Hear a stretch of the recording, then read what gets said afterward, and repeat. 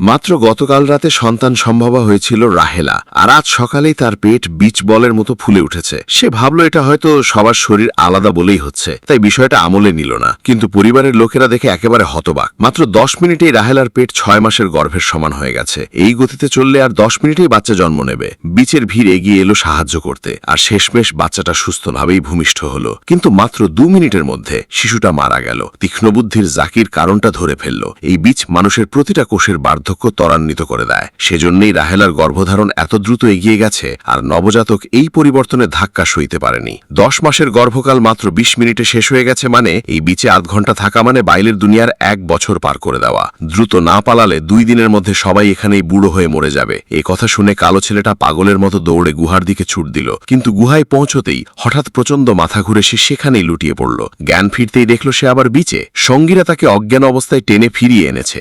গুহা ছাড়া পালানোর আর কোনো পথ খুঁজে পাচ্ছিল না তারা। জাকির ভাবল স্থলপথে না পারলে জলপথে চেষ্টা করতে হবে। খাঁড়ি ঘুরে সাঁতরে গেলেই মুক্তি মিলতে পারে। সাঁতার কোচ হিসেবে জাকির আত্মবিশ্বাসের সঙ্গে পানিতে নামল। কিন্তু উত্তাল ঢেউ শেষে সবার জন্য অপেক্ষা করছিল শুধু জাকিরের লাশ। মুহূর্তের মধ্যে গোটা বিচে নেমে এলো চরম হতাশা। ঠিক সেই সময় আনার কোলের শিশুটা মাত্র 2 মিনিটে ছাইয়ের স্তূপে পরিণত হয়ে গেল। আনা মৃত্যুর জন্য বসে থাকতে রাজি না। সে সোজা খাড়া পাহাড়ের গায়ে উঠতে শুরু করলো। তার বয়ফ্রেন্ড থামতে বলছিল, কিন্তু বাকিরা ভাবল হয়তো পাথর বেয়ে ওঠাই একমাত্র পথ। আনা প্রায় চূড়ায় পৌঁছে গিয়েছিল, হঠাৎ থেমে গেল। আসলে সে জ্ঞান হারিয়ে সেখান থেকেই নিচে পড়ে গেল।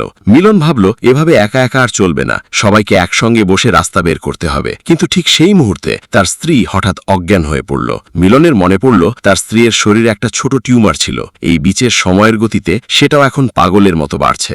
সৌভাগ্যবশত সেখানে একজন ডাক্তার ছিলেন, কিন্তু একটা ছুরি ছাড়া কোনো চিকিৎসা সরঞ্জাম নেই। এখন কি করবেন?